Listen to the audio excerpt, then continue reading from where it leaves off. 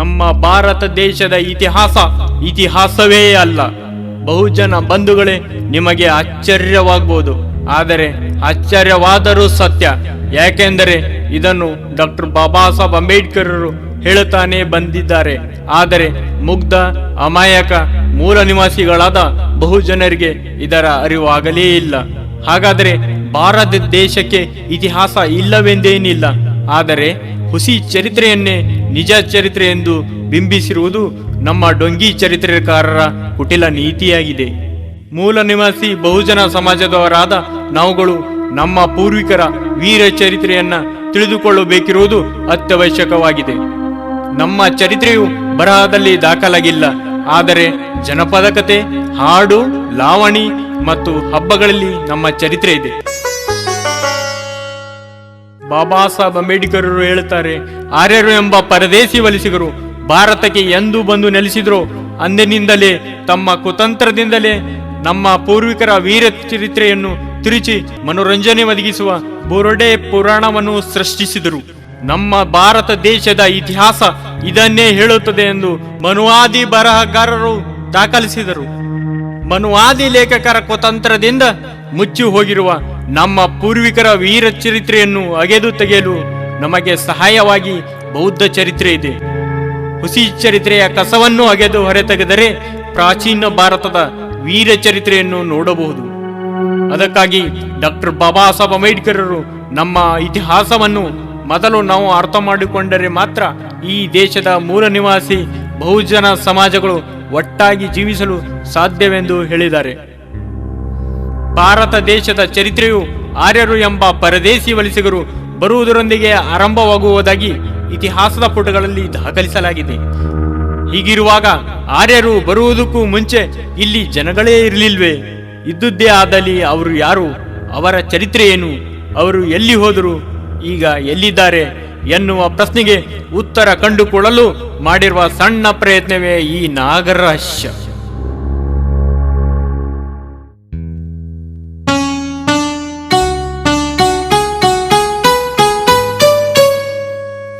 ಮನುವಾದಿ ನಿರ್ಮಿತ ಇತಿಹಾಸದ ಪುಟಗಳಲ್ಲಿ ದಾಖಲಾಗದೇ ಇರುವಂತ ಚರಿತ್ರೆಯನ್ನು ನಾಗರಹಸ್ಯ ಎಂಬ ಸಂದೇಶದೊಂದಿಗೆ ಭಾರತ ಮೂಲ ನಿವಾಸಿ ಬಹುಜನ ಸಮಾಜದ ವೀರ ಚರಿತ್ರೆಯನ್ನು ತಮಗೆ ಅರ್ಪಿಸುತ್ತಿದ್ದೇವೆ.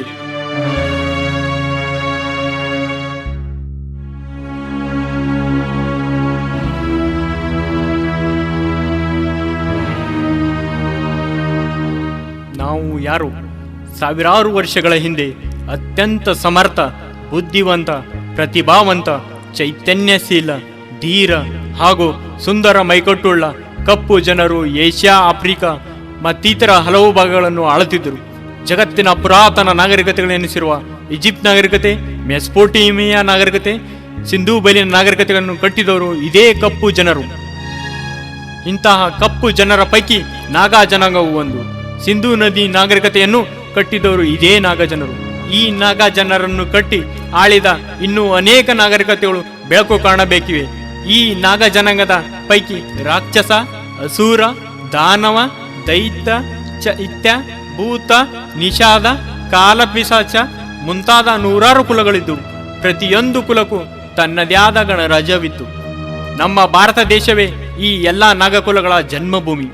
ಆಗ ಈ ದೇಶವನ್ನು ನಾಗದ್ವೀಪ, ನಾಗಮಂಡಲ, ನಾಗಲೋಕ, ನಾಗಭೂಮಿ, ಚೇರಮಂಡಲ, ಚೇರನಾಡು, ಜಂಬೂದೀಪ, ಪಾತಾಳ ಮುಂತಾದ ಹೆಸರುಗಳನ್ನು ಕರೆಯಲಾಗುತ್ತಿತ್ತು. ಈ ನಾಗ ಜನರು ವಾಸಿಸುತ್ತಿದ್ದ ಜಾಗಗಳನ್ನು ನಗರಗಳೆಂದು ಕರೆಯಲಾಗುತ್ತಿತ್ತು. ನಾಗ ಜನರ ಸುಂದರ ಶೈಲಿಯೇ ನಾಗರಿಕತೆ ಎನ್ನಿಸಿಕೊಂಡಿತು ಮತ್ತು ನಗರವಾಸಿ ನಾಗ ಜನರನ್ನೇ ನಾಗರಿಕ ಎನ್ನಲಾಗುತ್ತಿತ್ತು. ನಾಗ ಜನರು ಅಸಾಮಾನ್ಯ ಬುದ್ಧಿವಂತರಾಗಿದ್ದರು. ಅವರಲ್ಲಿ ಅತಿ ದೊಡ್ಡ ತತ್ವಜ್ಞಾನಿಗಳು, ಸಂತರು, ವಿಜ್ಞಾನಿಗಳು, ಗಣಿತ ತಜ್ಞರು, ವೈದ್ಯರು, ವ್ಯಾಕರಣಕಾರರು, ಕವಿಗಳು, ಕಲಾಕಾರರು, ಸಂಗೀತಗಾರರು, ಸಾಹಿತಿಗಳು, ಶಿಲ್ಪಿಗಳು, ವಾಸ್ತುಶಿಲ್ಪಿಗಳು, ಬೇಸಾಯಗಾರರು, ಧಾರ್ಮಿಕ ಗುರುಗಳು ಮತ್ತು ದಾರ್ಶನಿಕರು ಇದ್ದರು. ಅಲ್ಲದೆ ಅವರು ಅತ್ಯಂತ ಸಮರ್ಥ ಆಡಳಿತಗಾರರಾಗಿದ್ದರು. ದ್ರಾವಿಡ ನುಡಿಯು ಅವರ ಭಾಷೆಯಾಗಿತ್ತು. ಆ ದ್ರಾವಿಡ ನುಡಿಗೆ ತನ್ನದೇ ಆದ ಲಿಪಿ ಇದ್ದು ಅದು ಅತ್ಯುತ್ತಮವಾಗಿ ಬೆಳೆದು ವ್ಯಾಪಕವಾಗಿ ಬಳಕೆಯಲ್ಲಿತ್ತು.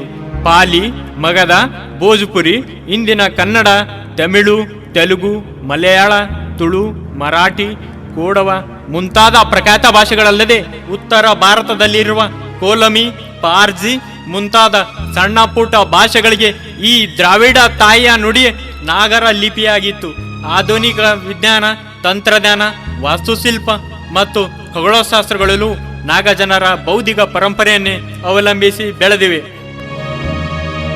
ಸಿಂಧೂ ನದಿ ನಾಗರಿಕತೆಗೆ ಸೇರಿದ ಜಗದ್ವಿಖ್ಯಾತ ಹರಪ್ಪ ಮತ್ತು ಮೊಹೆಂಜೊದಾರೋ ನಗರಗಳನ್ನು ಇದೇ ನಾಗಾ ಇಂಜಿನಿಯರ್ಗಳೇ ಕಟ್ಟಿದವರು.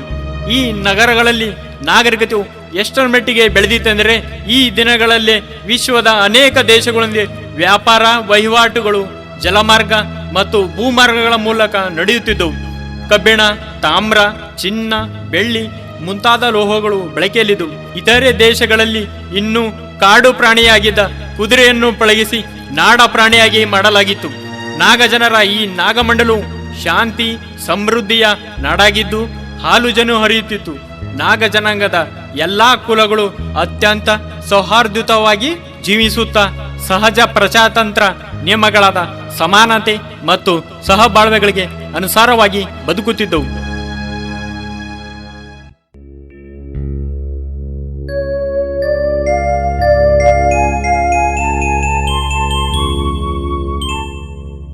ಹೀಗಿರುವಾಗಲೇ ಕ್ರಿಸ್ತಪೂರ್ವ 2000 ವರ್ಷಗಳ ಸುಮಾರಿನಲ್ಲಿ ವಲಸಿಗ ಆರ್ಯರು ಎಂಬ ಅಲೆಮಾರಿ ತಂಡವೊಂದು ನಾಗಮಂಡಲಕ್ಕೆ ಅನ್ನ ನೀರು ಹುಡುಕಿಕೊಂಡು ಬಂದಿತು. ನಾಗ ಜನಾಂಗದ ಅಸುರ, ರಾಕ್ಷಸ, ದಾನವ ರಾಜರುಗಳು ಮಹಾಕರುಣಮಯಗಳಾಗಿದ್ದರಿಂದ ಈ ಪರದೇಶಿ ಆರ್ಯರಿಗೆ ಅನ್ನ ನೀರು ನೀಡಿದಲ್ಲದೆ ತಮ್ಮ ರಾಜ್ಯಗಳಲ್ಲೇ ತಗ್ಗುವುದಕ್ಕೆ ಅವರು ಅವಕಾಶ ಮಾಡಿಕೊಟ್ಟರು ಮತ್ತು ಸ್ವತಂತ್ರವಾಗಿ ಬದುಕಲು ಆರ್ಯರಿಗೆ ಸ್ವತಃ ಭೂಮಿಯನ್ನು ನೀಡಿದರು.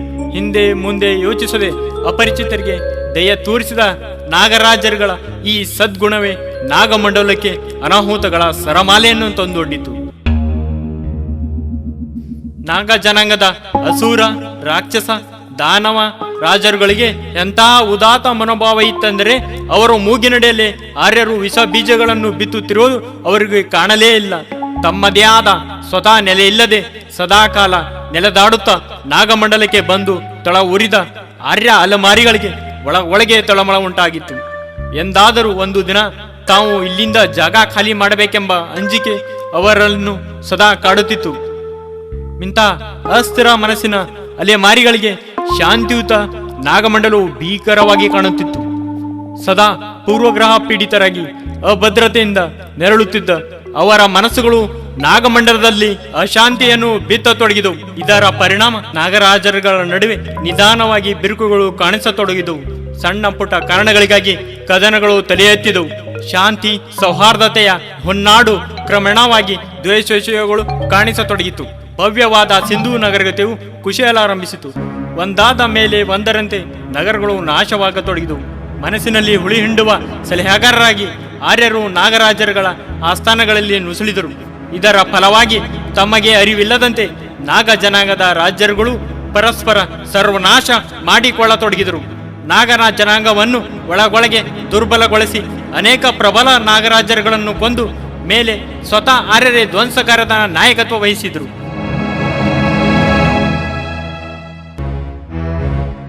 ಇಂತಹ ಆರ್ಯರ ಕುಟಿಲತನ ಹಾಗೂ ಆಕ್ರಮಣದಲ್ಲಿ ಹರಪ್ಪ ಮತ್ತು ಮೊಹೆಂಜೊದಾರೋ ನಗರಗಳು ನಾಶವಾದವು.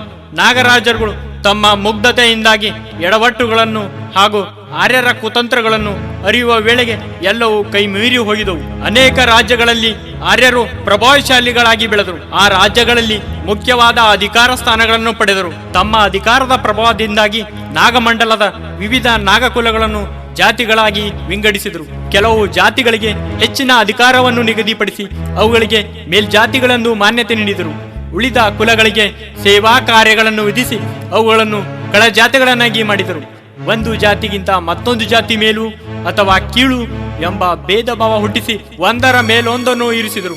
ತಾವು ಮಾತ್ರ ಎಲ್ಲರ ಮೇಲೆ ಕುಳಿತು ತಾವು ಭೂಸುರರು, ಭೂದೇವತೆಗಳು ಮತ್ತು ಬ್ರಹ್ಮನ ಬಾಯಿಂದ ಹುಟ್ಟಿದ ದೇವತಾ ಪುರುಷರು ನಾವು ಎಂದು ಮೆರೆಯತೊಡಗಿದರು. ಉಳಿದವರು ತಮ್ಮ ಆದೇಶ ಪಾಲಿಸಬೇಕೆಂದು ತಾಕೀತು ಮಾಡಿದರು. ಈ ಅನೀತಿಯುತ ಸಾಮಾಜಿಕ ರಾಜಕೀಯ ವ್ಯವಸ್ಥೆಯನ್ನು ಚತುರ್ವರ್ಣ ಧರ್ಮ ವರ್ಣ ವ್ಯವಸ್ಥೆ, ಜಾತಿ ವ್ಯವಸ್ಥೆ ಎಂದು ಕರೆದರು. ವರ್ಣ ವ್ಯವಸ್ಥೆಯೊಳಗೆ ಸೇರಿಕೊಂಡವರನ್ನು ಸೌವರ್ಣೀಯರೆಂದು ಕರೆದು ಇದೆಲ್ಲವನ್ನು ದೇವರು ಸೃಷ್ಟಿಸಿದಾನೆಂದು ಎಲ್ಲರನ್ನೂ ನಂಬಿಸಲು ಪುರಾಣ ಗ್ರಂಥಗಳನ್ನು ಬರೆದರು. ಆರ್ಯರ ತಂತ್ರಕ್ಕೆ ಎಲ್ಲಾ ನಾಗ ಜನರು ಸಿಕ್ಕಿ ಬೀಳಲಿಲ್ಲ. ಆರ್ಯರ ಕುತಂತ್ರಕ್ಕೆ ಬಲಿಯಾಗದೆ ತಮ್ಮ ರಾಜ್ಯಗಳನ್ನು ಉಳಿಸಿಕೊಂಡಿದ್ದ ನಾಗರಾಜರುಗಳು ಅನೇಕರಿದ್ದರು. ಈ ಅಜಯ ನಾಗರಾಜಗಳ ಬಗ್ಗೆ ಆರ್ಯರಿಗೆ ಭೀಕರ ಹೆದರಿಕೆ ಇತ್ತು.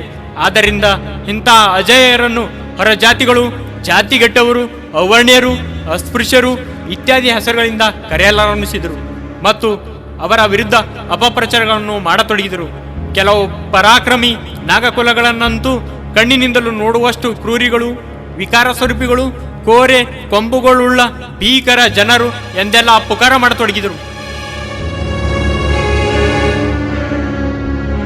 ಅತ್ಯಂತ ಮಾನವೀಯದ ನಾಗಜನರ ಭವ್ಯ ನಾಗರಿಕತೆಯು ಅಳಿದು ಅತ್ಯಂತ ಅಮಾನವೀಯ ಮಾನಗಡಿ ಆರ್ಯ ನಾಗರಿಕತೆಯು ಮೈಗೂಡಿಸಿಕೊಂಡಿತು. ವ್ಯಭಿಚಾರ, ಜೂಜಾಟ, ಕುಡಿತ ಮತ್ತಿತರ ದುರಾಚಾರಗಳು ಆರ್ಯರ ನಿತ್ಯದ ಬದುಕಾಯಿತು. ತಮ್ಮ ದೇವರುಗಳನ್ನು ಸಂತೃಪ್ತಿಗೊಳಿಸಲೆಂದೇ ಆರ್ಯರು ಆರಂಭಿಸಿದ ಯಜ್ಞಯಾಗಾದಿಗಳು, ಸಾಮೂಹಿಕ ವ್ಯಭಿಚಾರ, ಪ್ರಾಣಿ ಬಲಿ, ಕುಡಿತ ಮುಂತಾದ ನೀತಿಗೆಟ್ಟ ಮೋಜಿನ ಆಟಗಳನ್ನು ನಡೆಸುವ ಸರ್ಕಾರಿ ಕಾರ್ಯಕ್ರಮಗಳಾಗಿದ್ದವು. ಈ ದುರಾಚಾರಗಳು ಕೇವಲ ಆರ್ಯರಲ್ಲಿ ಮಾತ್ರ ಉಳಿಯದೆ ಕ್ರಮೇಣ ಉಳಿದವರಿಗೂ ಅಂಟತೊಡಗಿತು.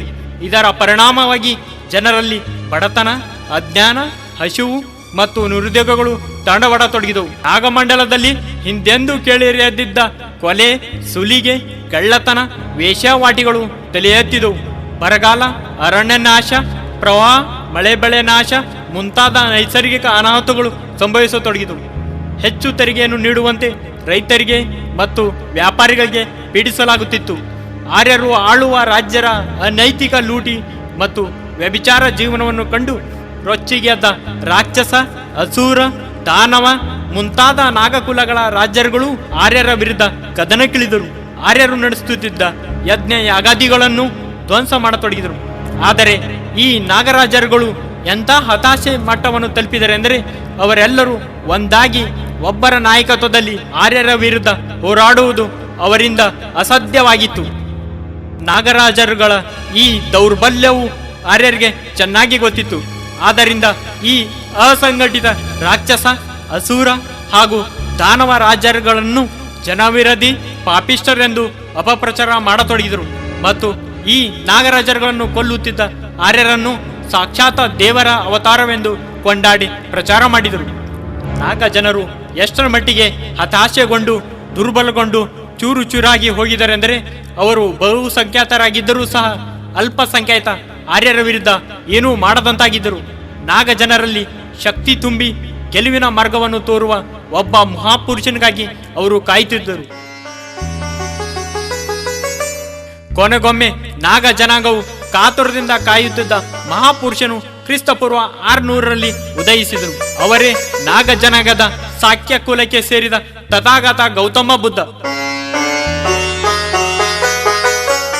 ಜಗತ್ತಿನಲ್ಲೇ ಮೊಟ್ಟ ಮೊದಲ ಬಾರಿಗೆ ಸಮಾನತೆ, ಸ್ವಾತಂತ್ರ್ಯ, ಸೋದರತೆ ಮತ್ತು ನ್ಯಾಯದ ತತ್ವಗಳನ್ನು ಸಾರಿದ ವಿಶ್ವ ಚೇತನವೇ ಗೌತಮ ಬುದ್ಧ. ಆರ್ಯರು ಹುಟ್ಟಿಸಿದ ಗೊಡ್ಡು ಆಚರಣೆ ಮತ್ತು ಮೂಢನಂಬಿಕೆಗಳನ್ನು ಒದ್ದೋಡಿಸಿದ ತಥಾಗತ ಗೌತಮ ಬುದ್ಧ ಜ್ಞಾನ ಮಾರ್ಗವನ್ನು ಬೋಧಿಸಿ ಜನತೆಗೆ ಶಕ್ತಿ ನೀಡಿದರು ಮತ್ತು ಆರ್ಯರ ಹಿಂಸೆ ಮತ್ತು ವೈಷಮ್ಯವನ್ನು ತೊಲಗಿಸಿ ಪ್ರೀತಿ ಮತ್ತು ಅಹಿಂಸೆಯನ್ನು ಬೋಧಿಸಿದರು. ಆರ್ಯರು ತಯಾರಿಸಿದ ಸುಲಿಗೆಕೋರ ದೇವರುಗಳ ಬದಲಿಗೆ ತಥಾಗತ ಗೌತಮ ಬುದ್ಧರು ನೀತಿಯುತ ಬದುಕನ್ನು ಬೋಧಿಸಿದರು. ಯಜ್ಞ, ಯಾಗ, ಪ್ರಾಣಿ ಬಲಿ ಮುಂತಾದ ಆಚರಣೆಗಳಲ್ಲೂ ವ್ಯರ್ಥ ಕಸರತ್ತುಗಳು ಎಂಬುದನ್ನು ಜನರಿಗೆ ಮನವರಿಕೆ ಮಾಡಿಕೊಟ್ಟರು. ಮಾನವನ ಮನಸ್ಸಿನ ಶಕ್ತಿಯನ್ನು ಮಂಕಾಗಿಸುವ ತಂತ್ರವೇ ಆರ್ಯರ ಮಂತ್ರ ಶಕ್ತಿಯಾಗಿದೆ ಎಂದು ತಥಾಗತ ಗೌತಮ ಬುದ್ಧರು ನಿರೂಪಿಸಿದರು. ಗೌತಮ ಬುದ್ಧರ ಬೋಧನೆಗಳಿಂದ ಅಪ್ರತಿಮ ಚೈತನ್ಯವನ್ನು ಪಡೆದ ನಾಗರು ಕಳೆದು ಹೋಗಿದ ಆತ್ಮಸ್ಥೈರ್ಯ ಮತ್ತು ಹುಮ್ಮನಸ್ಸನ್ನು ಮತ್ತೆ ಪಡೆದರು. ಅನ್ಯಾಯ, ಹತಾಶೆಗಳಿಂದ ಅಳಿದು ಹೋಗಬಹುದಾಗಿದ್ದ ನಾಗಜನರನ್ನು ಗೌತಮ ಬುದ್ಧರು ಉಳಿಸಿದರು. ಆರ್ಯರು ಬೆಳೆಸಿದ ಅನೈತಿಕ ಚಾತುರ್ವರ್ಣ ವ್ಯವಸ್ಥೆಯನ್ನು ಧ್ವಂಸ ಮಾಡಿದಲ್ಲದೆ ತಥಾಗತ ಗೌತಮ ಬುದ್ಧರು ಮಣ್ಣಾಗಿ ಹೋಗಿದ ನಾಗ ಜನಾಂಗದ ಭವ್ಯ ನಾಗರಿಕತೆಗೆ ಜೀವ ನೀಡಿದರು. ಮತ್ತೊಮ್ಮೆ ನಾಗಮಂಡಲವು ಹಾಲು, ಜೇನು ಮತ್ತು ಶಾಂತಿ ಸಮೃದ್ಧಿಯ ನಾಡಾಗಿ ಮರುಜೀವ ಪಡೆಯಿತು.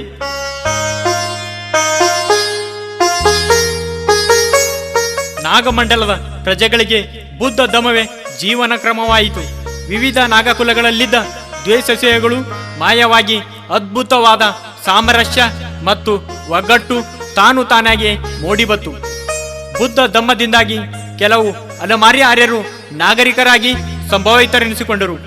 ನೀತಿ ನಿಯಮಗಳ ಬದುಕು ಮತ್ತು ಸುಜ್ಞಾನದಿಂದ ಅಪರಿಮಿತ ಶಕ್ತಿಯನ್ನು ಪಡೆದು ನಾಗಜನರು ಕ್ರಮೇಣ ಮತ್ತು ಕೈಬಿಟ್ಟು ಹೋಗಿದ್ದ ರಾಜ್ಯಗಳನ್ನು ಒಂದೊಂದಾಗಿ ಮತ್ತೆ ಪಡೆಯತೊಡಗಿದರು. ಜನತೆಗೆ ವಿಮೋಚನೆಯನ್ನು ತಂದರು. ನಾಗರಾಜರುಗಳು ನಾಗಮಂಡಲದಾದ್ಯಂತ ಬುದ್ಧ ಧಮ್ಮವನ್ನು ಹರಡಿದರು. ಬ್ರಿಟಿಷ್ ದ್ವೀಪಗಳು, ಅಫ್ಘಾನಿಸ್ತಾನ ಮತ್ತಿತರ ಕಡೆಗಳೆಲ್ಲ ಬೌದ್ಧ ಭಿಕ್ಕುಗಳನ್ನು ಕಳಿಸಿ ನಾಗ ಜನರು ಜಗತ್ತನ್ನೇ ನಾಗರಿಕಗೊಳಿಸಿದರು. ಇಲ್ಲಿಂದ ಆಚೆಗೆ 1000 ವರ್ಷಕ್ಕೂ ಹೆಚ್ಚು ಕಾಲ ನೆಲೆಸಿದ ನಾಗ ಬೌದ್ಧ ನಾಗರಿಕತೆಯು ಜಗತ್ತಿನ ಪ್ರಖ್ಯಾತ ಸಾಮ್ರಾಜ್ಯಗಳಿಗೆ ಮತ್ತು ಸಾಮ್ರಾಟರಿಗೆ ಜನ್ಮ ನೀಡಿತು.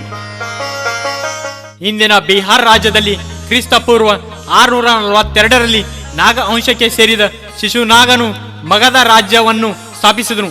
ಈ ಅಂಶದ 5ನೇ ತಲೆಮಾರಿಗೆ ಸೇರಿದ ಬಿಂಬಸಾರನು ಮಗಧ ರಾಜ್ಯವನ್ನು ಅತಿ ದೊಡ್ಡ ಸಾಮ್ರಾಜ್ಯವನ್ನಾಗಿ ವಿಸ್ತರಿಸಿದನು. ತಥಾಗತ ಗೌತಮ ಬುದ್ಧರ ಸಮಕಾಲೀನನಾದ ಬಿಂಬಸಾರನು ಗೌತಮ ಬುದ್ಧರ ಅನುಯಾಯಿಯಾಗಿ ಧಮ್ಮವನ್ನು ವ್ಯಾಪಕವಾಗಿ ಪ್ರಚಾರ ಮಾಡಿದನು. ಕ್ರಿಸ್ತಪೂರ್ವ 413ರಲ್ಲಿ ಶಿಶುನಾಗ ಅಂಶದ ಮಹಾನಂದನು ನಂದ ಎಂಬುವನು ಕೊಂದು ನಂದ ಅಂಶದ ಆಳ್ವಿಕೆಯನ್ನು ಆರಂಭಿಸಿದ. ಈ ನಂದರು ಸಹ ಬೌದ್ಧರಾಗಿ ಧಮ್ಮ ಪ್ರಚಾರ ಮಾಡಿದರು. ಕ್ರಿಸ್ತಪೂರ್ವ 322ರಲ್ಲಿ ಶಿಶುನಾಗನ ಅಂಶಕ್ಕೆ ಸೇರಿದ ಚಂದ್ರಗುಪ್ತ ಮೌರ್ಯನು ಕೊನೆಯ ನಂದ ರಾಜನನ್ನು ಪದಚ್ಯುತಗೊಳಿಸಿ ಮೌರ್ಯ ವಂಶದ ಆಳ್ವಿಕೆಗೆ ಅಡಿಪಾಯ ಹಾಕಿದನು. ಮತ್ತೊಮ್ಮೆ ನಾಗಜನರ ಮಗಧ ಸಾಮ್ರಾಜ್ಯವು ಮೌರ್ಯರ ಸಾಮ್ರಾಜ್ಯವಾಗಿ ಪರಿವರ್ತನೆಗೊಂಡು ಹೆಚ್ಚಿನ ಖ್ಯಾತಿಯೊಂದಿಗೆ ಮುಂದುವರಿಯಿತು. ರಕ್ತದ ಹೊಳೆಯನ್ನೇ ಹರಿಸಿದ ಕಳಿಂಗ ಯುದ್ಧದ ನಂತರ ಪಶ್ಚಾತ್ತಾಪ ಪಟ್ಟು ಪರಿವರ್ತನೆಗೊಂಡ ಅಶೋಕ ಚಕ್ರವರ್ತಿಯು ಬುದ್ಧ ಧಮ್ಮವನ್ನು ಸ್ವೀಕರಿಸಿದನು. ಅನಂತರ ವಿಶ್ವದ ಚರಿತ್ರೆಯಲ್ಲಿಯೇ ಹೊಸದೊಂದು ಅಧ್ಯಾಯವು ಆರಂಭವಾಯಿತು. ರಕ್ತಪಾತದ ದಂಡಯಾತ್ರೆಗಳನ್ನು ನಡೆಸದೆ ಕೇವಲ ಧಮ್ಮ ಧ್ಯಾನದ ಮೂಲಕ ಇಡೀ ಏಷ್ಯಾ ಖಂಡದಲ್ಲಿಯೇ ಸಾಮ್ರಾಜ್ಯವನ್ನು ಹರಡಿದ ಏಕೈಕ ಸಾಮ್ರಾಟನೆಂದರೆ ಅಶೋಕ ಚಕ್ರವರ್ತಿ ಮಾತ್ರ. ಅನೇಕ ರಾಜ್ಯಗಳು ಹಾಗೂ ಸಣ್ಣ ಪುಟ್ಟ ರಾಜ್ಯಗಳು ಸ್ವ ಇಚ್ಛೆಯಿಂದ ಅಶೋಕನ ಧಮ್ಮ ಸಾಮ್ರಾಜ್ಯವನ್ನು ಸೇರಿಕೊಂಡವು. ಅಶೋಕ ಸಾಮ್ರಾಟನು ತನ್ನ ಮಕ್ಕಳನ್ನೇ ಬಿಕ್ಕುಗಳನ್ನಾಗಿಸಿ ಜಗತ್ತಿನಾದ್ಯಂತ ಧಮ್ಮವನ್ನು ಹರಡಲು ಕಳಿಸಿಕೊಟ್ಟನು. ಅಶೋಕನ ಆಳ್ವಿಕೆಯಲ್ಲಿ ಯಜ್ಞ, ಯಾಂಗ, ಬೆತ್ತಲೆ ಕುಣಿತ, ಪ್ರಾಣಿ ಬಲಿ ಮುಂತಾದ ಅನಿಷ್ಟಗಳನ್ನು ರಾಜಾಜ್ಞೆಯ ಮೂಲಕ ನಿಷೇಧಿಸಲಾಯಿತು. ಇಂಥ ಅತ್ಯಂತ ಆದರ್ಶಮಯವಾದ ಅಶೋಕ ಸಾಮ್ರಾಜ್ಯವನ್ನು ಜಗತ್ತು ಮತ್ತೊಮ್ಮೆ ಕಂಡಿಲ್ಲ.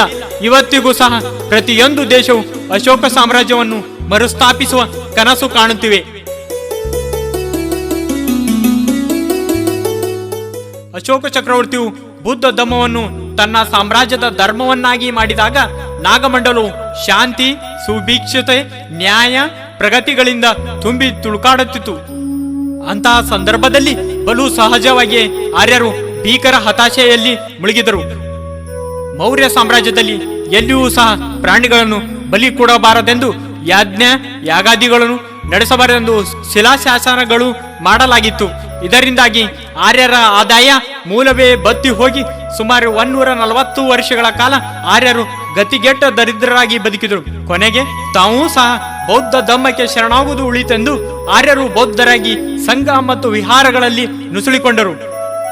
ಸಾಮ್ರಾಟ ಅಶೋಕ ಮತ್ತು ಆತನ ಪೀಳಿಗೆಯವರು ಬೌದ್ಧರಾಗಿರುವ ಆರ್ಯರು ನಡೆಸಿದ ಹಿಂದಿನ ದುಷ್ಕೃತ್ಯಗಳನ್ನೆಲ್ಲವೂ ಮರೆತು ತಮ್ಮ ಸೈನ್ಯ ಮತ್ತು ಆಸ್ಥಾನಗಳಲ್ಲಿ ಅವರವರ ಯೋಗ್ಯತೆಗೆ ತಕ್ಕಂತೆ ಅವರಿಗೆ ಉದ್ಯೋಗಗಳನ್ನು ನೀಡಿದರು. ಯಜ್ಞ ಯಾಗಾದಿಗಳು ಬಂದ ಆಗಿ ಆರ್ಯರು ಭೀಕರ ಬಡತನದಲ್ಲಿ ನರಳುತ್ತಿದ್ದುದರಿಂದ ನಾಗಬೌದ್ಧ ರಾಜರುಗಳು ಅವರಿಗೆ ಕೇವಲ ವಿಶೇಷ ಸವಲತ್ತುಗಳನ್ನು ಹಾಗೂ ರಿಯಾಯಿತಿಗಳನ್ನು ನೀಡಿದರು. ಆದರೆ ಅಪಕಾರಿ ಬುದ್ಧಿಯ ಆರ್ಯರು ನಾಗಬೌದ್ಧ ಸಾಮ್ರಾಜ್ಯವನ್ನು ಹೇಗಾದರೂ ಮಾಡಿ ಒಳಸಂಚು ಹೂಡಿ ಉರುಳಿಸುವ ಸೂಕ್ತ ಸಮಯಕ್ಕಾಗಿ ಕಾಯುತ್ತಿದ್ದರು. ಕ್ರಿಸ್ತಪೂರ್ವ 185ರಲ್ಲಿ ಮಗಧ ಸಾಮ್ರಾಜ್ಯದ ಸೈನ್ಯದಲ್ಲಿ ಸೇನಾಧಿಪತಿಯಾಗಿದ್ದ ಸಾಮವೇದಿ ಸುಂಗ ಆರ್ಯನಾದ ಪುಷ್ಯಮಿತ್ರ ಸುಂಗ ಒಳಸಂಚು ಹೂಡಿ ಬೃಹದ್ರಥ ಮೌರ್ಯ ಮಹಾರಾಜನನ್ನು ಮೋಸದಿಂದ ಬೆನ್ನಿಗೆ ಇರಿದು ಕೊಂದನು. ಜಗತ್ತಿನ ಚರಿತ್ರೆಯಲ್ಲಿ ಭೀಕರವಾಗಿ ರಕ್ತಸಿಕ್ತಗೊಂಡ ಅಧ್ಯಾಯವು ಆ ದಿನದಿಂದ ಆರಂಭವಾಯಿತು. ಚರಿತ್ರೆಯು ಹಿಂದೆಂದೂ ಕಂಡರಿಯದ ಜನಾಂಗೀಯ ಹತ್ಯೆಯು ನಡೆಯಲಾರಂಭಿಸಿತು. ನಾಗಬೌದ್ಧರನ್ನು ಚಿತ್ರ ವಿಚಿತ್ರವಾಗಿ ಹಿಂಸಿಸಿ ಕೊಲ್ಲಲಾಯಿತು. ಯಾವ ಬೌದ್ಧರು ಪ್ರಾಣಿ ಬಲಿಯನ್ನು ನಿಷೇಧಿಸಿದರೋ ಅದೇ ದಯಾಮಯಿ ಬೌದ್ಧರನ್ನು ನಿರ್ದಯವಾಗಿ ಬಲಿ ಹಾಕಲಾಯಿತು. ಒಬ್ಬ ಬೌದ್ಧ ಭಿಕ್ಷುವಿನ ತಲೆಯನ್ನು ಕಡಿದು ತಂದರೆ 100 ಚಿನ್ನದ ನಾಣ್ಯವನ್ನು ಬಹುಮಾನವಾಗಿ ನೀಡುವುದಾಗಿ ಪುಷ್ಯಮಿತ್ರ ಶುಂಗ ಘೋಷಿಸಿದನು. ನಾಗಬೌದ್ಧರ ವಿರುದ್ಧ ತಾನು ಸಾಧಿಸಿದ ವಿಜಯದ ಸಂಕೇತವಾಗಿ ಅಶ್ವಮೇಧ ಯಾಗವನ್ನು ಆಚರಿಸಿದನು. ಪುಷ್ಯಮಿತ್ರ ಶುಂಗನಿಂದ ಆರಂಭವಾದ ಶುಂಗ ವಂಶದ ಆಳ್ವಿಕೆಯಲ್ಲಿ ಸಾಲು ಸಾಲಾಗಿ ರಕ್ತ ಪಿಸಾಚಿ ಆರ್ಯ ದೊರೆಗಳು ಬಂದರು. ಈ ನರಭಕ್ಷಕ ದೊರೆಗಳ ಕಾಲದಲ್ಲಿಯೇ ಜೀವ ವಿರೋಧಿ ಮನಸ್ಫೂರ್ತಿಯು ಬರೆಯಲ್ಪಟ್ಟಿತು. ಆರ್ಯ ಚರಿತ್ರೆಕಾರರಿಂದ ಸುವರ್ಣ ಯುಗವೆಂದು ಬಣ್ಣಿಸಲ್ಪಟ್ಟಿರುವ ಸಮುದ್ರಗುಪ್ತನ ಕಾಲದಲ್ಲಿ ಅತ್ಯಂತ ಅಮಾನುಷವಾಗಿ ಬೌದ್ಧರ ಹತ್ಯೆ ನಡೆಯಿತು. ಬೌದ್ಧ ಸ್ಮಾರಕಗಳು, ಸ್ತೂಪಗಳು, ವಿಹಾರಗಳು ಮತ್ತು ಚೈತ್ಯ ಭೂಮಿಗಳು ನೆಲಸಮಗೊಂಡವು.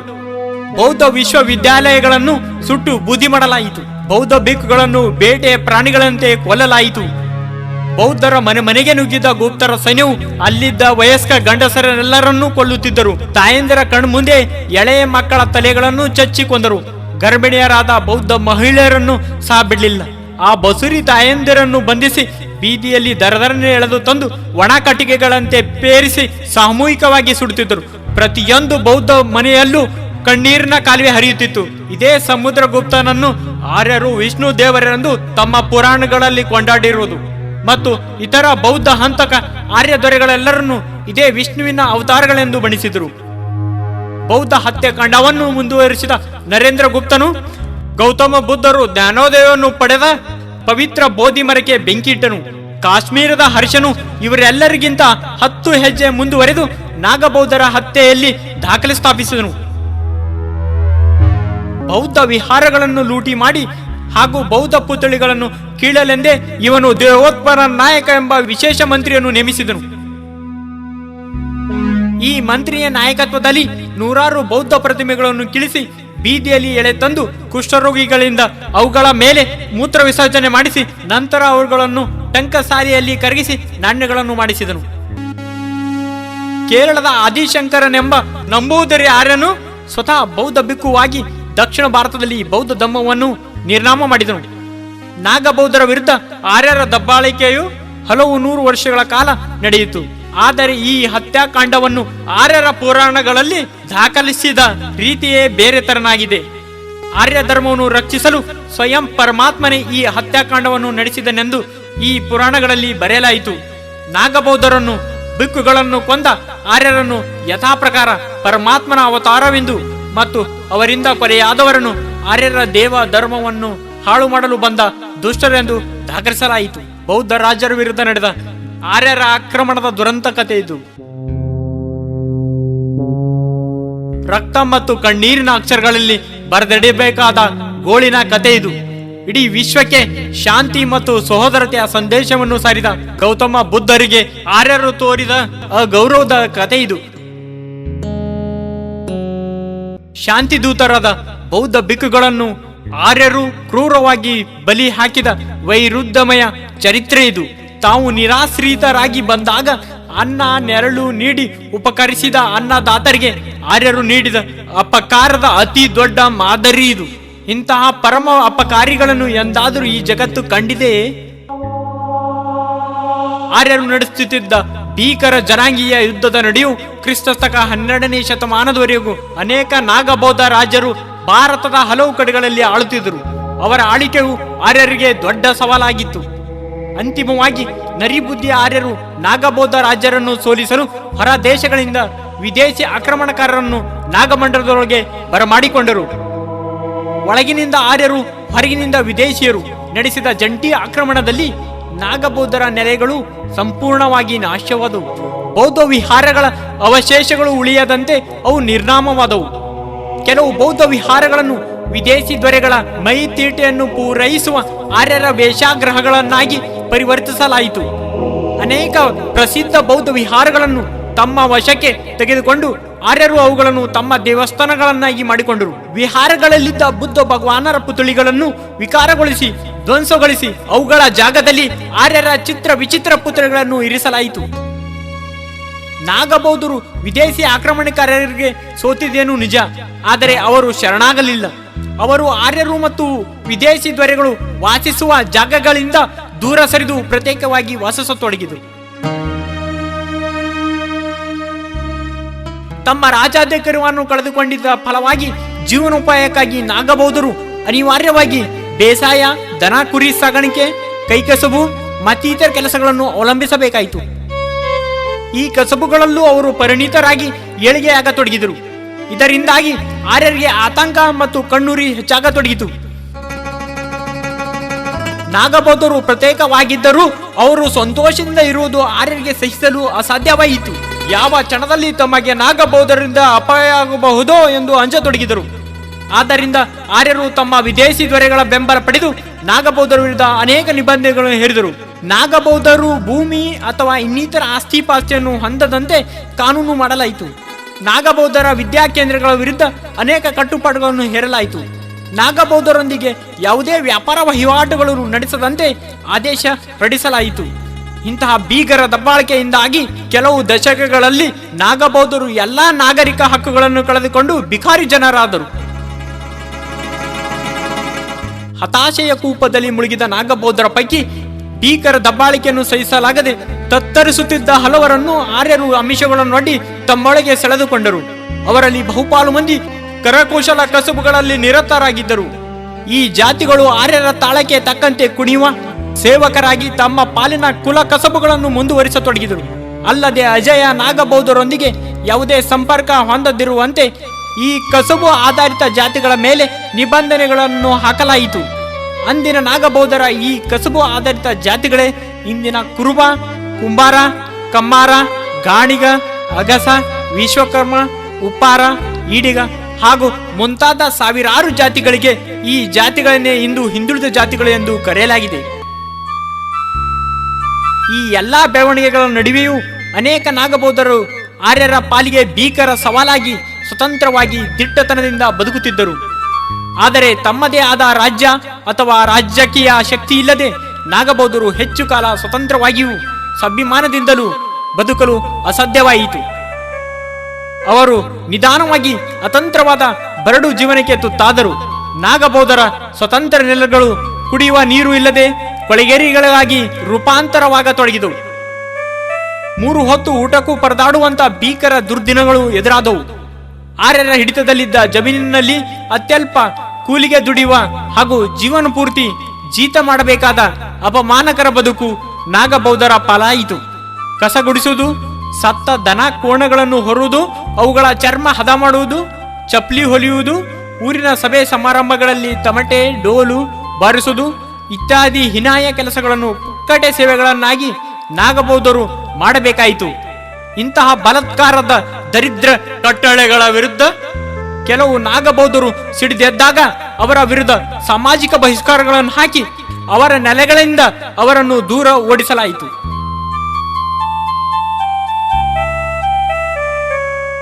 ಕಾಲ ಕಳೆದಂತೆ ಆರ್ಯರು ತಮ್ಮ ಅಜಾಧಿಕಾರದ ಬಲದಿಂದ ರೂಪಿಸಿದ ಶಿಕ್ಷಣ ವ್ಯವಸ್ಥೆಯನ್ನು ರಾಮಾಯಣ, ಮಹಾಭಾರತ, ಗೀತೆ, ಪುರಾಣಗಳ ಚರಿತ್ರೆಯನ್ನು ಓದಿ ಕೇಳಿ ತಲೆಕೆಡಿಸಿಕೊಂಡ ನಾಗಬೌದ್ಧರು ತಾವು ನಾಗವಂಶದ ಬೌದ್ಧ ಧರ್ಮೀಯರು ಎಂಬ ಚಾರಿತ್ರಿಕ ಸತ್ಯವನ್ನೇ ಮರೆಯಲಾರಂಭಿಸಿದರು.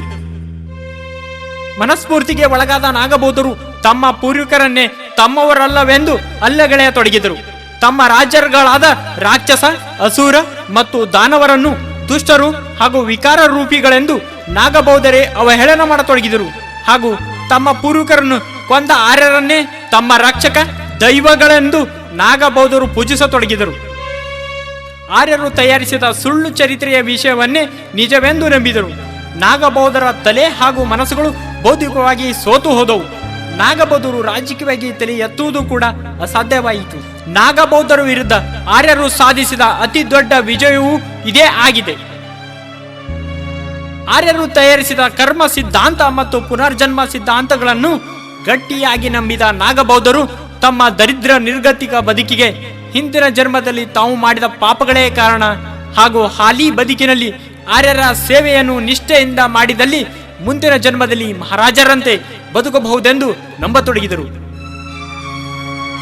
ಇಂತಹ ನಂಬಿಕೆಗೆ ಬಲಿಯಾದ ನಾಗಬೌದ್ಧರು ತಮ್ಮ ಹಿಂದಿನ ಜನ್ಮದ ಪಾಪವೆಂದುಕೊಂಡು ಮುಂದಿನ ಜನ್ಮಕ್ಕಾಗಿ ಕಾಯುತ್ತಿದ್ದರು ವಿನಃ ಏನೂ ಮಾಡಲಾಗಲಿಲ್ಲ. ಆರ್ಯರ ಅನೀತಿಯುತ ಆಳ್ವಿಕೆಯೇ ತಮ್ಮ ದುರ್ಗತಿಗೆ ಕಾರಣ ಎಂಬುದನ್ನು ನಾಗಬೌದ್ಧರು ಮರೆತು ಬಿಟ್ಟಿದ್ದರಿಂದ ಆರ್ಯರು ನಿಶ್ಚಿಂತೆಯಿಂದ ರಾಜ್ಯಭಾರ ಮಾಡತೊಡಗಿದರು. ಮೂಲಭೂತವಾಗಿ ನಾಗಬೌದ್ಧರಿಗೆ ಸೇರಿದ ಭೂಮಿ, ಆಸ್ತಿ ಪಾಸ್ತಿ, ಅಧಿಕಾರಗಳೆಲ್ಲೂ ಅನಾಯಾಸವಾಗಿ ಆರ್ಯರ ವಶದಲ್ಲಿ ಶಾಶ್ವತವಾಗಿ ಉಳಿದುಬಿಟ್ಟವು. ಆರ್ಯರ ದಮನಕಾರಿ ಆಳ್ವಿಕೆ, ನೀತಿಗೆಟ್ಟ ನಂಬಿಕೆಗಳು ಹಾಗೂ ಮಾನೆಗೆಟ್ಟ ಜಾತಿ ವ್ಯವಸ್ಥೆಯಿಂದ ಬೇಸತ್ತ ಅನೇಕ ನಾಗಬೌದ್ಧರು ಬಿಡುಗಡೆ ಬಯಕೆಯಿಂದ ಇಸ್ಲಾಂ, ಕ್ರೈಸ್ತ ಮತ್ತು ಸಿಖ್ ಧರ್ಮಗಳನ್ನು ಅಪ್ಪಿಕೊಂಡರು. ಆದರೆ ಬಹುತೇಕ ನಾಗಬೌದ್ಧರು ಆರ್ಯರ ಊರಾಚೆಗಿನ ಕೇರಿ ಕುಳಗೇರಿಗಳಲ್ಲಿ ಅಸ್ಪೃಶ್ಯರಾಗಿ ಬದುಕತೊಡಗಿದ್ದರು. ಈ ಕೇರಿ ಕುಳಗೇರಿಗಳನ್ನು ಹಂದಿನಾಯಿಗಳು ವಾಸಿಸುವುದಕ್ಕೂ ಅಯೋಗ್ಯವಾಗಿದ್ದವು. ಈ ಕೇರಿ ಕೊಳಗೇರಿಗಳು ಊರಿಗೆ ಸೇರಿದಂತೆಯೂ ಇಲ್ಲ, ಸೇರದಿರುವಂತೆಯೂ ಇಲ್ಲ. ನಾಗಬೌದ್ಧರನ್ನು ದುಡಿಸಿಕೊಳ್ಳುವಾಗ ಮಾತ್ರ ಈ ಕೇರಿಗಳು ಹಳ್ಳಿಗಳ ಭಾಗವಾಗಿರುತ್ತವೆ. ಉಳಿದ ವೇಳೆಯಲ್ಲಿ ಅವು ಹಳ್ಳಿಗಳ ಪಾಲಿಗೆ ಪ್ರತ್ಯೇಕ ದೇಶಗಳಾಗಿದ್ದವು. ಕೇರಿ ಕೊಳಗೇರಿಯನ್ನು ನೋಡಿದವರಿಗೆ ನರಕವನ್ನು ನೋಡುವ ಅಗತ್ಯವೇ ಇಲ್ಲ. ಇಂತಹ ನರಕಮಯ್ಯ ಕೇರಿ ಕೊಳಗೇರಿಯಲ್ಲಿ ಬದುಕುತ್ತಿದ್ದ ಆ ಗಟ್ಟಿ ಮುಟ್ಟಾದ ನಾಗಬೌದ್ಧರು ಯಾರು? ಯಾರು ಈ ರಾಕ್ಷಸ, ಅಸುರ, ದಾನವ, ಭೂತ, ಪಿಸಾಚಿ ಕುಲಗಳ ಪರಂಪರೆಯವರು ಸಾವಿರಾರು ವರ್ಷಗಳಿಂದ ಆರ್ಯರ ಸರ್ವಾಧಿಕಾರಕ್ಕೆ ಬಲಿಯಾಗದೆ ಸವಾಲಾಗಿ ನಿಂತಿರುವ ಆ ಅಸ್ಪೃಶ್ಯರು ಯಾರು? ಕಿತ್ತು ತಿನ್ನುವ ಬಡತನ, ಹಸಿವು, ಅನ್ಯಾಯ, ಅಪಮಾನಗಳಿಗೆ ಅಂಜದೆ ಉಳಿದಿರುವ ಆರ್ಯರ ಆ ಪರಮ ವೈರಿಗಳು ಯಾರು? ಅವರು ಬೇರೆ ಯಾರೂ ಅಲ್ಲ, ಅಸ್ಪೃಶ್ಯ ನಾಗಬೌದ್ಧರು. ಹೊಲೆಯ, ಮಾದಿಗ, ಸಮಗಾರ, ಚಮ್ಮಾರ, ಢೋರ, ಚಲ್ವಾದಿ ಇತ್ಯಾದಿ ಹೆಸರುಗಳಿಂದ ಕರೆಯಲ್ಪಡುತ್ತಿರುವ ಪರಿಶಿಷ್ಟ ಜಾತಿ ಹಾಗೂ ಪರಿಶಿಷ್ಟ ಪಂಗಡಗಳ ಅಜಯ ನಾಗಬೌದ್ಧರು ಮತ್ತು ಇಂದು ಅಸ್ಪೃಶ್ಯರು ಎಂದು ಕರೆಯಲ್ಪಡುತ್ತಿರುವ ರಾಕ್ಷಸ, ದಾನವ, ಅಸುರ, ಪಿಸಾಚಿ ಕುಲಗಳ ಪರಂಪರೆಯವರು ಹಾಗೂ ಇಂದು ಇಡೀ ಭಾರತದಾದ್ಯಂತ ವ್ಯಾಪಿಸಿರುವ ಪರಿಶಿಷ್ಟ ಜಾತಿ, ಪರಿಶಿಷ್ಟ ಪಂಗಡ, ಹಿಂದುಳಿದ ಜಾತಿಗಳು, ಆದಿವಾಸಿಗಳು, ಮುಸ್ಲಿಮರು, ಕ್ರೈಸ್ತರು ಮತ್ತು ಸಿಖ್ರು ಎಂದು ಚದುರಿ ಹೋಗಿರುವವರೆಲ್ಲರೂ ಆ ಭವ್ಯ ನಾಗ ಜನಾಂಗದವರೇ ಆಗಿದ್ದಾರೆ. ಮತ್ತು ಈ ರೀತಿ ಚದುರಿ ಹೋಗಿರುವ ಇಡೀ ನಾಗ ಜನಾಂಗವನ್ನೇ ಇಂದು ಒಟ್ಟಾರೆಯಾಗಿ ಬಹುಜನ ಸಮಾಜ ಎಂದು ಕರೆಯಲಾಗಿದೆ. ಶೌರ್ಯ ಮತ್ತು ಉದಾತ್ತತೆಯ ಭವ್ಯ ಪರಂಪರೆಯಾದ ನಾಗಕುಲಗಳಿಗೆ ಸೇರಿದ ಬಹುಜನ ಸಮಾಜದಲ್ಲಿ ವಿಶ್ವ ವಿಖ್ಯಾತ ದಾರ್ಶನಿಕರು, ಸಾಮ್ರಾಟರು, ತತ್ವಜ್ಞಾನಿಗಳು ಮುಂತಾದ ಅಸಂಖ್ಯ ಮಹಾಮಹಿಮರು ಜನ್ಮವೆತ್ತಿದ್ದಾರೆ. ತಥಾಗತ ಗೌತಮ ಬುದ್ಧ, ಸಾಮ್ರಾಟ ಅಶೋಕ, ಜಗಜ್ಯೋತಿ ಬಸವಣ್ಣ, ಮಹಿಷಾಸುರ, ಛತ್ರಪತಿ ಶಿವಾಜಿ ಮಹಾರಾಜ್, ಮಹಾತ್ಮ ಜ್ಯೋತಿರಾವ್ ಫುಲೆ, ಮಾತಾ ಸಾವಿತ್ರಿಬಾಯಿ ಫುಲೆ, ಶ್ರೀ ನಾರಾಯಣ್ ಗುಡು, ತಂದೆ ಪೆರಿಯಾರ್ ರಾಮಸ್ವಾಮಿ ನಾಯಕ್, ಶಾಹು ಮಹಾರಾಜ್, ಮೈಸೂರು ಹುಲಿ ಟಿಪ್ಪು ಸುಲ್ತಾನ್, ನಾಲ್ವಾಡಿ ಕೃಷ್ಣರಾಜ ಒಡೆಯರ್, ಕನಕದಾಸ, ರಾಣಿ ಅಬಕಾದೇವಿ, ವನಿಕೆ ಓಬವ್ವ, ವೀರ ಮದಕರಿ ನಾಯಕ್, ಸಂಗೊಳ್ಳಿ ರಾಯಣ್ಣ, ಅಯ್ಯನ್ ಕಾಳಿ, ಸಂವಿಧಾನ ಶಿಲ್ಪಿ ಡಾಕ್ಟರ್ ಬಾಬಾ ಸಾಹೇಬ್ ಅಂಬೇಡ್ಕರ್ ಇವರೆಲ್ಲರೂ ಈ ಭವ್ಯ ನಾಗವಂಶಕ್ಕೆ ಸೇರಿದ ಚಾರಿತ್ರಿಕ ವ್ಯಕ್ತಿಗಳೇ ಆಗಿದ್ದಾರೆ.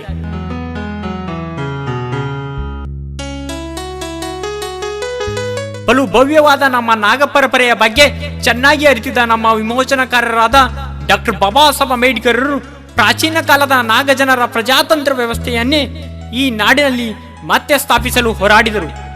ಎಲ್ಲ ಜಾತಿ ಜನಾಂಗಗಳಿಗೂ ತಮ್ಮ ತಮ್ಮ ಜನಸಂಖ್ಯೆಗೆ ಅನುಗುಣವಾಗಿ ಆಸ್ತಿ ಮತ್ತು ಅಧಿಕಾರದಲ್ಲಿ ಸಮಪಾಲು ಪಡೆಯುವಂತ ಅತ್ಯುತ್ತಮ ರಾಜಕೀಯ ಸಿದ್ಧಾಂತವೇ ನಾಗ ಜನರ ಪ್ರಜಾತಂತ್ರ ವ್ಯವಸ್ಥೆಯಾಗಿತ್ತು.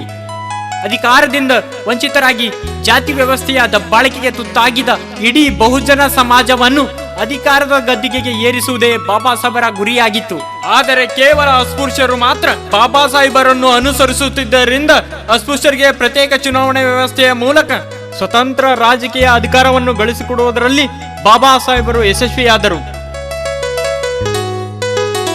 ಆದರೆ ಗಾಂಧಿ ಮತ್ತು ಆರ್ಯರ ಕುತಂತ್ರದಿಂದಾಗಿ ಅಂತಿಮವಾಗಿ ಪ್ರತ್ಯೇಕ ಚುನಾವಣೆಗೆ ಬದಲು ಮೀಸಲು ಕ್ಷೇತ್ರಗಳು ಉಳಿದುಕೊಂಡವು.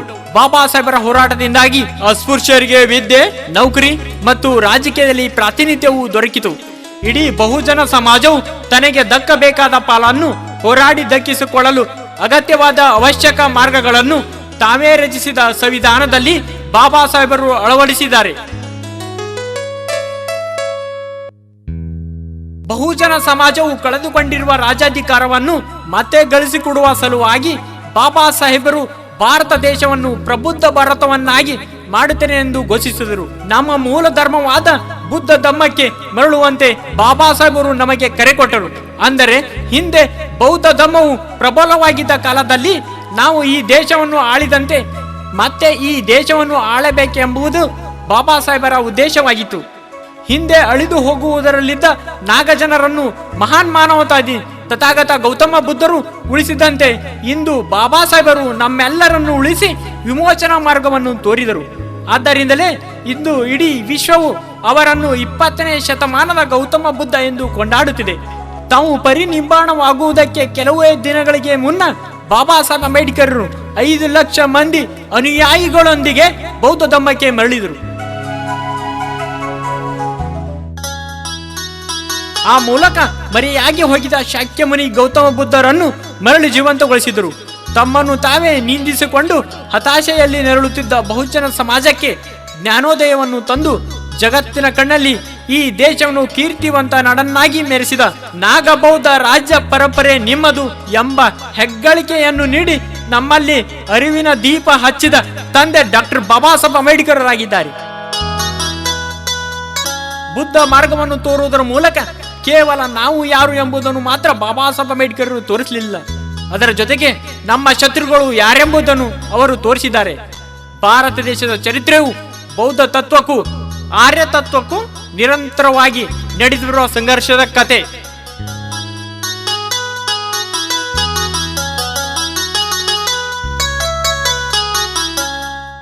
ನಾವು ಸ್ವತಂತ್ರ ಭಾರತದಲ್ಲಿ ಆಳುವ ವರ್ಗವಾಗಬೇಕೆಂಬುದು ಬಾಬಾ ಸಾಹೇಬರ ಏಕೈಕ ಗುರಿಯಾಗಿತ್ತು.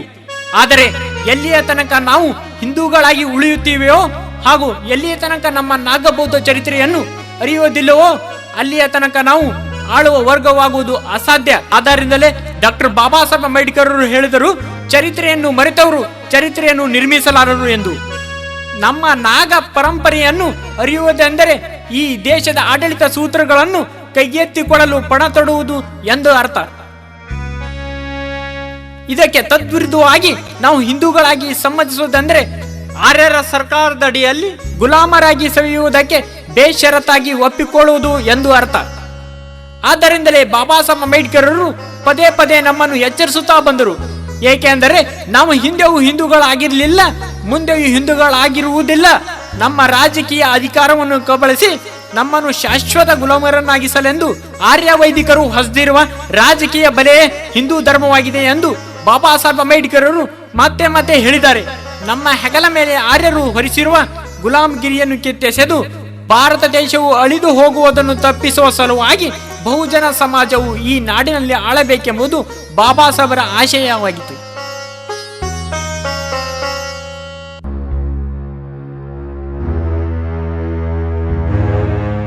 ಪ್ರೀತಿಯ ಮೂಲ ನಿವಾಸಿ ಬಹುಜನ ಬಂಧುಗಳೇ, ಈಗ ನೀವೇ ಯೋಚಿಸಿ.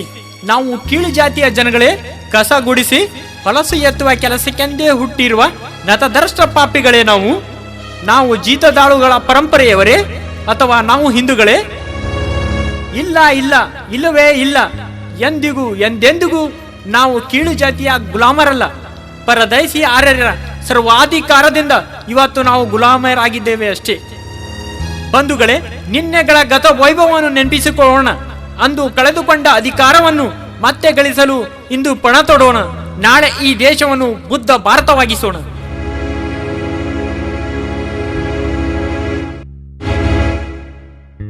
ಹೇಳಿ, ಎದ್ದೇಳಿ, ಎಚ್ಚೆತ್ತು ಮೂಲ ನಿವಾಸಿ ಬಹುಜನ ಸಮಾಜದ ಗರ್ಜನೆಯನ್ನು ಆಲಿಸಿರಿ. ನಾವು ಈ ದೇಶವನ್ನು ಆಳಿದ ನಾಗರಾಜರು. ನಿಮ್ಮ ಮಡಿಲಿನ ಮಕ್ಕಳಿಗೆ ಮರ್ಯಾದೆ ತಿಳಿಸಿರಿ. ನಾಗಲೋಕವೆಂಬ ಈ ಬುದ್ಧ ಭೂಮಿಯ ವಾರಸುದಾರರು ನಾವು. ನಗರ ನಾಗರಿಕತೆಗಳನ್ನು ಕಟ್ಟಿ ಬೆಳೆಸಿದವರು ನಾವು. ರಾಜಕೀಯ ಕ್ಷೇತ್ರದಲ್ಲಿ ಕೀರ್ತಿಯನ್ನು ಗಳಿಸಿದವರು ನಮ್ಮ ಪೂರ್ವಿಕರಾದ ನಾಗಜನರೆಂಬುದನ್ನು ಮರೆಯದಿರಿ. ರಾಕ್ಷಸ, ಅಸುರ, ದಾನವ, ದೈತ್ಯ ಮುಂತಾದ ವೀರ ಹಾಗೂ ಉದಾತ್ತವಾದ ನಾಗ ವಂಶದ ಶೂರ ಕುಡಿಗಳೂ ನಾವು. ಈ ನಾಗಮಂಡಲದ ಒಡೆಯರೂ ನಾವು. ಏನೇ ಬರಲಿ, ಕುತಂತ್ರಿ ಆರ್ಯರ ದುರಾಡಳಿತಕ್ಕೆ ಶತಾಯಗತಯ ಶರಣಾಗುವುದಿಲ್ಲವೆಂದು ಶಪಥ ಮಾಡಿರಿ. ಎದೆ ತಟ್ಟಿ ಪಣ ತೊಟ್ಟು ಮನದಟ್ಟು ಮಾಡಿಕೊಳ್ಳಿ. ನೀವು ಹುಟ್ಟಿರುವುದೇ ಈ ದೇಶವನ್ನು ಆಳುವುದಕ್ಕೆ. ಬಾಬಾ ಸಾಹೇಬ್ ಅಂಬೇಡ್ಕರ್ ನೀಡಿರುವ ಆದೇಶದಂತೆ ಜರ್ಜರಿತವಾಗಿರುವ ಮೂಲ ನಿವಾಸಿ ಬಹುಜನ ಸಮಾಜವನ್ನು ಆಳುವ ವರ್ಗವಾಗಿಸುವುದೇ ನಮ್ಮೆಲ್ಲರ ದೀಕ್ಷಾ ಬದ್ಧ ಕರ್ತವ್ಯವಾಗಿದೆ.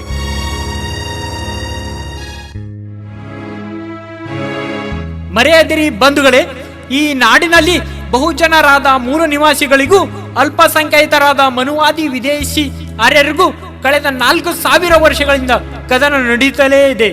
ಈ ಕದನ ನಡೆಯುತ್ತಿರುವುದು ರಾಜಕೀಯವನ್ನು ಗಳಿಸುವುದಕ್ಕಾಗಿ ಎಂಬುದನ್ನು ಮರೆಯಬೇಡಿ. ಮನುವಾದಿಗಳು ಅಧಿಕಾರ ಪಡೆದಾಗಲೆಲ್ಲ ಈ ದೇಶವು ಬಡತನ, ಬರಗಾಲ, ಭ್ರಷ್ಟತೆ, ಸಾಲ, ಸುಲಿಗೆ, ಗಲಭೆ, ಅವಮಾನ, ಅತ್ಯಾಚಾರಗಳಲ್ಲಿ ಮುಳುಗಿ ಹೋಗಿವೆ. ಅದಕ್ಕಾಗಿ ಮೂಲ ನಿವಾಸಿಗಳಾದ ಬಹುಜನರು ಅಧಿಕಾರ ಪಡೆದಾಗ ಮಾತ್ರ ಈ ನಾಡಿನಲ್ಲಿ ಶಾಂತಿ, ಸಮೃದ್ಧಿ, ಸಂಪತ್ತು, ಸಹಬಾಳ್ವೆ, ಸಹಕಾರ, ಸಂತೋಷ ಸಾಧನೆಗಳು ನಿರ್ಮಾಣವಾಗುವುದು. ಈ ದೇಶದ ಕೀರ್ತಿ ಪತಾಕೆಯು ವಿಶ್ವ ಮಟ್ಟದಲ್ಲಿ ಹಾರಾಡಲಿ. ಈ ಭವ್ಯ ಭಾರತವನ್ನು ಮೂಲ ನಿವಾಸಿಗಳಾದ ಬಹುಜನರು ಆಳುವಂತ ಜನರಾಗಲಿ. ಮಹಾಪುರುಷರು ಕಂಡಂತ ಪ್ರಬುದ್ಧ ಭಾರತದ ನಾಡನ್ನಾಗಿ ನಿರ್ಮಿಸೋಣ. ನಾಗ ಜನಾಂಗದವರಾದ ನಾವುಗಳು ನಮ್ಮ ಪೂರ್ವಿಕರು ಕಟ್ಟಿ ಬೆಳೆಸಿದಂತ ಈ ನಾಡು ಮನುವಾದಿಗಳ ಕಪ್ಪು ಮುಷ್ಟಿಯಲ್ಲಿ ಸಿಲುಕಿ ಜಾತಿ ಜಾತಿ ಎಂದು ಕಿತ್ತಾಡುತ್ತಿದ್ದ ಜನರನ್ನು ಜಾಗೃತರನ್ನಾಗಿಸಿ ಮುಂದಿನ ದಿನಗಳಲ್ಲಿ ಬೌದ್ಧ ನಾಡಾಗಿ ಇತಿಹಾಸವನ್ನು ನಿರ್ಮಿಸೋಣ. ಜೈ ಭೀಮ್, ಜೈ ಪ್ರಬುದ್ಧ ಭಾರತ.